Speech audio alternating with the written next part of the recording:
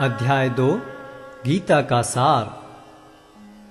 संजय ने कहा, करुणा से व्याप्त शोकयुक्त अश्रुपूरित नेत्रों वाले अर्जुन को देखकर मधुसूदन कृष्ण ने ये शब्द कहे। श्री भगवान ने कहा, हे अर्जुन, तुम्हारे मन में यह कलमश आया कैसे? यह उस मनुष्य के लिए तनुक भी अनुकूल नहीं है जो जीवन के मूल्य को जानता हो। इससे उच्च लोक की नहीं अपितु अपयश की प्राप्ति होती है। हे प्रथापुत्र, इस हीन नपुंसकता को प्राप्त मत हो, यह तुम्हें शोभा नहीं देती। हे शत्रुओं के दमन करता, हृदय की शुद्ध दुर्बलता को त्याग कर युद्ध के लिए खड़े हो। अर्जुन ने कहा, हे शत्रुहंता, हे मधुसूदन, मैं युद्ध भूमि में किस तरह भीष्म तथा द्रोण जैसे पूजनीय व्यक्तियों पर उलटकर बाण चलाऊंगा। ऐसे महापुरुषों को जो मेरे गुरु हैं, उन्हें मारकर जीने की अपेक्षा इस संसार में भीख मांगकर खाना अच्छा है।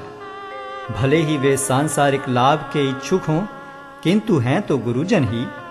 यदि उनका वध होता है तो हमारे द्वारा भोग्य प्रत्येक वस्तु उनके रक्त से सनी होगी।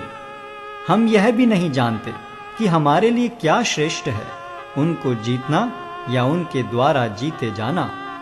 यदि हम धृतराष्ट्र के पुत्रों का वध कर देते हैं तो हमें जीवित रहने की आवश्यकता नहीं है, फिर भी वे युद्ध भूमि में हमारे समक्ष खड़े हैं। अब मैं अपनी कृपण दुर्बलता के कारण अपना कर्तव्य भूल गया हूं और सारा धैर्य खो चुका हूं। ऐसी अवस्था में मैं आपसे पूछ रहा हूं कि जो मेरे लिए श्रेयस्कर हो उससे निश्चित रूप से बताएं।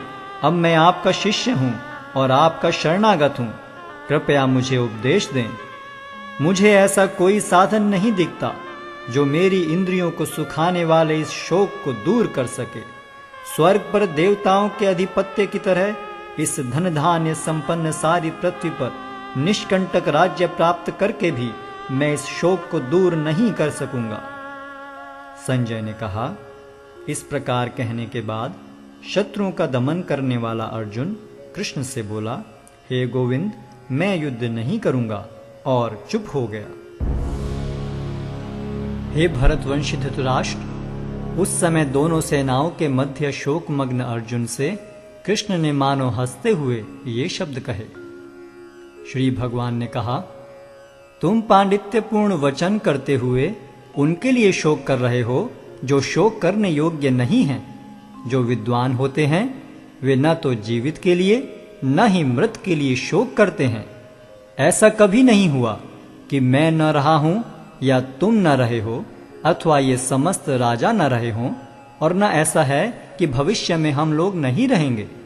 जिस प्रकार शरीरधारी आत्मा इस शरीर में बाल्यावस्था से तरुणावस्था में और फिर वृद्धावस्था में निरंतर अग्रसर होता रहता है, उसी प्रकार मृत्यु होने पर आत्मा दूसरे शरीर में चला जाता है। धीर व्यक्ति ऐसे परिवर्तन से मोह को प्राप्त नहीं होता। हे कुंती पुत्र, सुख तथा दुख का क्षणिक उदय तथा कालक्रम में उनका अंतर्धान होना सर्दी तथा गर्मी की ऋतुओं के आने जाने के समान है।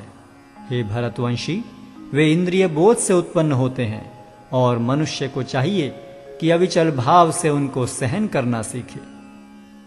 हे पुरुष श्रेष्ठ अर्जुन, जो पुरुष सुख तथा दुख में विचलित नहीं होता और इन दोनों में संभाव रखता है, वह निश्चित रूप से मुक्ति के योग्य है। तत्वदर्शियों ने यह निष्कर्ष निकाला है कि असत का तो कोई चिरस्थायित्व नहीं है, किंतु सत अपरिवर्तनीय रहता है।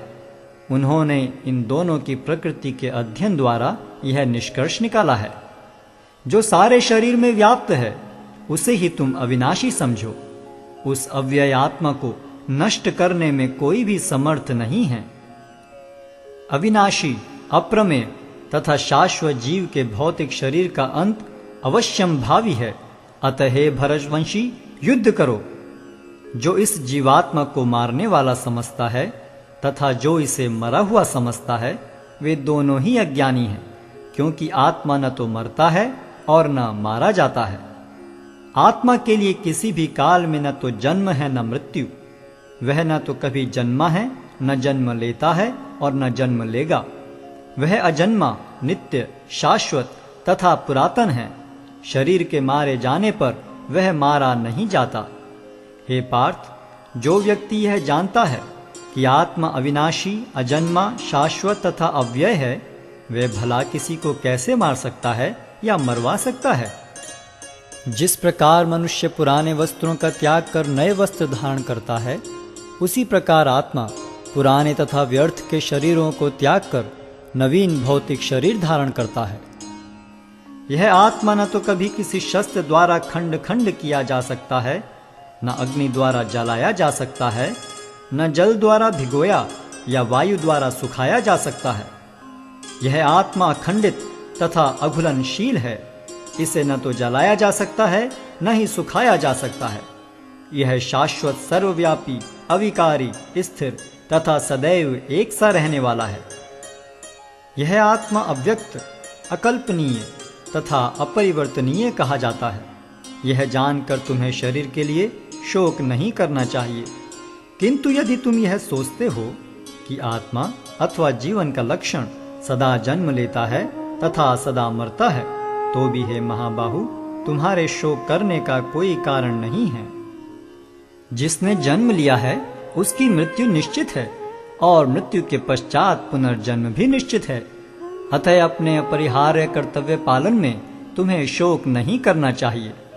सारे जीव प्रारंभ में अव्यक्त रहते हैं, मध्य अवस्था में व्यक्त होते हैं और विनष्ट होने पर पुनः अव्यक्त हो जाते हैं। अतः शोक करने की क्या आवश्यकता है?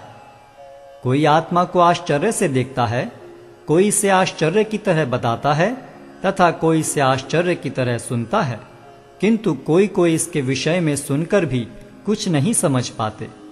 हे भरतवंशी, शरीर में रहने वाले का कभी भी वध नहीं किया जा सकता। अतः तुम्हें किसी भी जीव के लिए शोक करने की आवश्यकता नहीं है।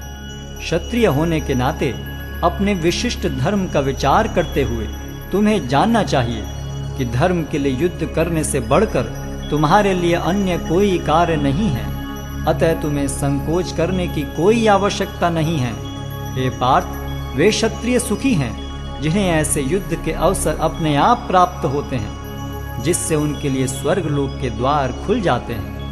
किंतु यदि तुम युद्ध करने के स्वधर्म को संपन्न नहीं करते, तो तुम्हें निश्चित रूप से अपने कर्तव्य की उपेक्षा करने का पाप लगेगा और तुम योद्धा के रूप में भी अपना यश खो दोगे।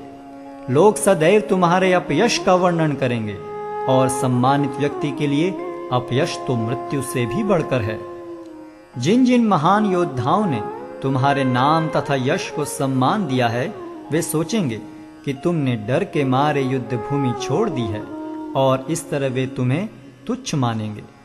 तुम्हारे शत्रु अनेक प्रकार के कटु शब्दों से तुम्हारा वर्णन करेंगे और तुम्हारी सामर्थ्य का उपहास करेंगे। तुम्हारे लिए इससे दुखदाई और क्या हो सकता है?